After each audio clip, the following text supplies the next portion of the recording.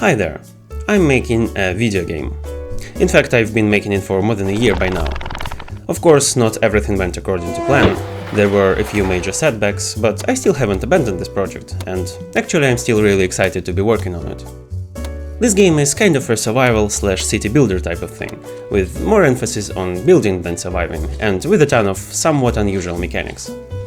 I'm slowly getting to the end of the first development phase, which is all about laying out the foundations for the game, and designing and implementing all the low-level systems and mechanics. There's been a ton of progress since the last devlog, which I'm really excited to share with you. I actually planned to release this devlog by New Year. I even made this Christmas tree for the thumbnail, but I was so exhausted that I ended up just playing on my friend's Minecraft server for several weeks. And as you can see, I'm just a little bit too late for Christmas now. So, what I've been up to with this game can be split into two main categories: digging and farming. Let's start with digging. I've always knew that you'll be able to modify the terrain in this game. First of all, I'm just a huge fan of this type of mechanic, and all of my favorite games allow doing this. Secondly, and probably more importantly, it just makes sense. There are a lot of resources that literally come from the ground, like clay, sand or stone. The player might want to flatten an area for a building or a farm, and so on. It's just a very useful mechanic to have. Now, to implement it, I had to rework my terrain rendering a bit. Previously it was rendered just as a single huge mesh, which actually works fine given that my test map is relatively small right now. When a part of the terrain changes, I could, in theory, figure out all the terrain vertices that are affected by this change and tweak their data accordingly. However, I decided to go the lazy route of splitting the terrain into smaller chunks and regenerating a full chunk whenever parts of it need updating. This will also be useful in the future for transitioning to larger maps, since now I can do frustum coloring, meaning I can render only the chunks that are actually visible from the camera. But this was the easy part. The hard part is designing all the UI for digging, implementing the corresponding AI behaviors, creating new models and animations, adding new sounds, and so on. By the way, if you wondered why this project takes so long for me, well, this is why. Any seemingly simple feature cannot exist all on its own. It has to be tied into all of the other aspects of the game. Anyway, now this shovel button in the bottom tools panel actually works. I can select an area and the villagers will grab some shovels and go dig all that area. The mining button also works, but there are no mining instruments or mineable resources in the game yet, so it's kind of a placeholder. Of course, digging should produce some resource, which is what I worked on next, where I once again made my life much more complicated than it needed to be.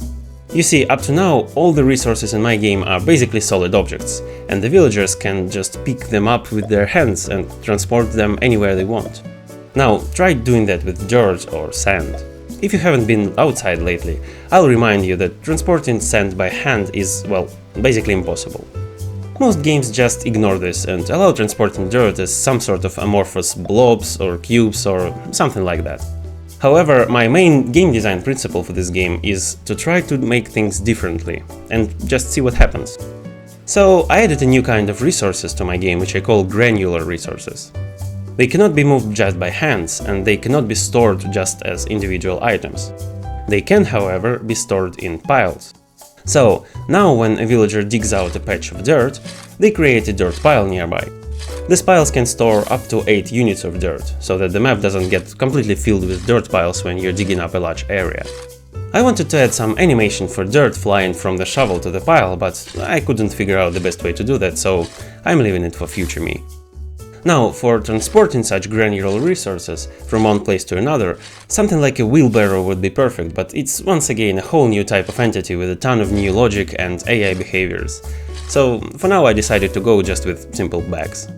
I've hand-painted the texture for these bags, and while I'm quite happy with the texture itself, it definitely has way too much detail density compared to everything else in the game, so I'll need to change it at some point.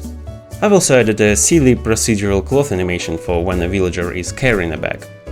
It's honestly rather goofy and it doesn't look that much better than without any animation, so I think I'll replace it with something simpler at some point. Here's another extremely important thing I've been working on. Right now I can't tell the villagers to dig the ground under some other existing object, like a grass patch or a resource lying on the ground. I can manually tell them to remove the grass and then order crafting something from it, which will effectively clear the space for digging, but that's just really annoying. So I implemented a ton of logic to make the villagers automatically clear space when digging or constructing buildings. This logic is really a huge, stupidly complicated mess with a ton of non-trivial corner cases, but it is definitely worth it from user experience perspective.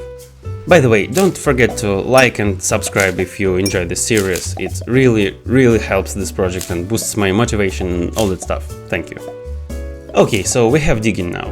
However, I didn't implement it simply because the game will need it at some point in the future.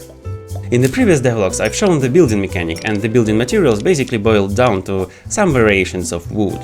This is actually meant to be sort of a luxury material, or at least it won't be always available to everyone. Historically, most simple medieval dwellings were actually built from something called wattle and daub, which is basically a mixture of dirt, clay and dry grass, which is sometimes called adobe, plastered onto a framing of interwoven sticks. And this is exactly what I want the most basic building material in my game to be. So I added some clay deposits, which can be dug out just like dirt. I already have dry grass and wattle panels in my game, so I only need to add some way of mixing things to craft this adobe mixture. I really don't like how most games just have a generic crafting spot building that can be used for basic crafting tasks. It just sounds made up and arbitrary. However, I failed to come up with anything better, so my game also has crafting spots now. I've intentionally made them square despite the fact that my game uses a triangular grid, so that you can have some freedom to play with the orientations. And finally I added adobe walls, which require wattle panels and adobe to be constructed. This is meant to be the cheapest building material, since it basically only requires dirt, clay, grass and some sticks. I've made these walls look rustic and a bit funky shaped. Together with these wattle doors and windows and hay floors, it looks really awesome if you ask me. I wanted for the player to have an alternative building material in case they don't have that many sticks around. So I added mud bricks, which can be crafted on the same crafting spot. Then you have to wait until they have dried out, which was really easy to do since I've simply reused the same drying mechanic from grass. And finally you can make walls from mud bricks, which in my opinion look really cool and add some Middle Eastern vibe. Oh, and I also added a special animation for hauling heavy objects like mud bricks or adobe lumps. I think details like this are really important for the game to feel real and alive. So that's it about digging, let's move on to farming. Creating a farm is also a type of terrain modification, so I've already kinda did half of the work.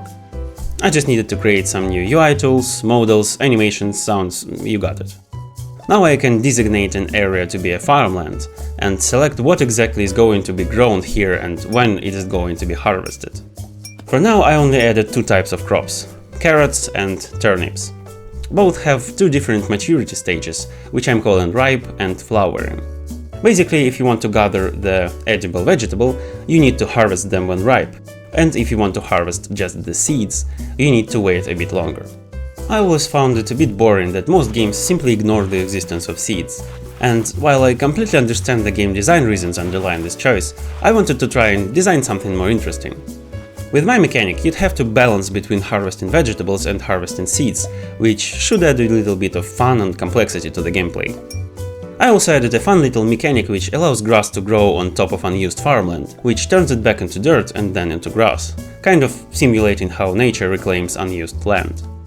At this point, testing the game became increasingly annoying because I had to either gather all the resources required to test some new feature, or hard-code these resources beforehand. So I decided to add a simple debug menu, which currently only supports spawning a chosen amount of some resource. And of course I couldn't help but test my engine to see if I can handle spawning something like 50,000 shovels. And I gotta say that the performance is pretty good. Speaking of the UI, I worked a lot on various UI improvements here and there. For example, the bottom panel now has pop-up text helpers explaining what different tools mean, and the tools themselves have some text showing what exactly they will do. For example, the digging tool shows how many tiles of different types will be affected, and the tree cutting tool shows how many trees of different species will be cut down.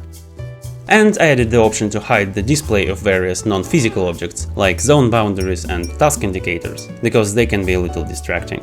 Or maybe you just want to make a cool screenshot without all this visual noise. So that's basically it for today content-wise, but I've been doing a lot of kinda under the hood work.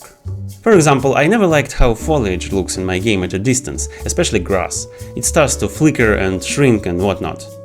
I did a thorough research into some technical stuff related to generating meep maps for alpha-tested textures, and ended up using a solution based on signed distance fields. I've written a blog post with a comprehensive comparison of different options if you're interested in this type of stuff. The link will be in the video description. Now when we zoom out from grass, it becomes a little blobby, but still retains its original shape, which was basically my primary goal. I also took another attempt at roofs. You might have noticed that there are still no roofs in the game, because basically I still haven't figured out exactly how the mesh for the roof should be laid out. It all gets really complicated and messy when you work with a triangular grid. I spent a week or two trying out different options in Blender, and I think I've found some promising ways to structure the roof mesh, but I'm still working on finalizing it. Another under the hood thing I've been working on might sound a bit bizarre.